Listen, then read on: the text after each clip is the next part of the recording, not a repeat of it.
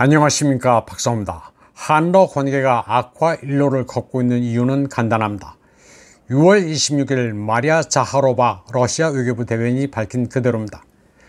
그녀는 키예프 정권에 치명적인 무기를 공급하는 문제에 대한 입장을 재검토할 수 있다는 한국 정부 입장은 양국 관계에 돌이킬 수 없는 결과를 가져올 수 있다고 말했습니다. 자하로바는 한국의 무기와 군사장비가 우크라이나 네오나치에게 넘어가 러시아 영토를 공격하고 민간인을 살해하는 것을 가만히 보고만 있지 않을 것이라고 말했습니다. 그동안 한국은 소위 우회 지원이라는 명목으로 포탄을 미국에 보냈습니다. 모스크바는 그러나 오랫동안 이를 눈 감아왔습니다. 또 러시아의 적대국 폴란드에 무기를 인도하는 것에 대해서도 뭐라 말하지 않았습니다. 한국의 윤석열 대통령은 키예프를 찾아 사직생, 생즉사란 말까지 해가며 젤렌스키에게 러시아와 끝까지 싸우라고 했습니다. 그리고 국민의 세금으로 많은 돈까지 기부했습니다. 한국에 있어 우크라이나는 아무것도 아닙니다. 동맹도 아니고 우방국도 아닙니다. 우크라이나는 민주주의 국가도 아니고 부패로 찌든 독재 국가입니다. 젤렌스키는 임기가 끝났는데도 계속 대통령을 해먹고 있습니다. 반대 언론도 없애고 야당도 밟아버렸습니다. 한국이 이런 우크라이나를 지원해서 얻는 게 도대체 뭔지 알 수 없습니다.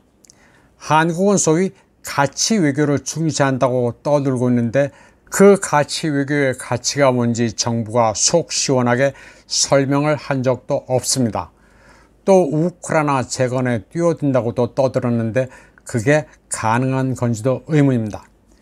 모두 러시아가 점령하게 될 텐데 거기서 키예프와 손잡고 재건 사업을 벌인다는 것은 정상적인 사고가 아닙니다.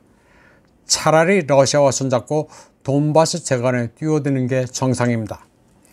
지금 우크라이나 전황은 판세가 완전히 기울었습니다. 키예프의 승리 가능성은 제로입니다. 살상 무기를 설령 지원한다 해도 판세에 미치는 영향은 크지 않습니다. 분쟁만 연장시켜 우크라이나인들의 고통만 늘릴 뿐입니다. 한국 무기는 가성비는 좋지만 게임 체인저는 아닙니다. 한국 무기가 전장에 투입될 경우를 가정하면서 러시아군이 박살날 것이라고 떠드는 소위 군사 전문가들은 다 사기꾼입니다.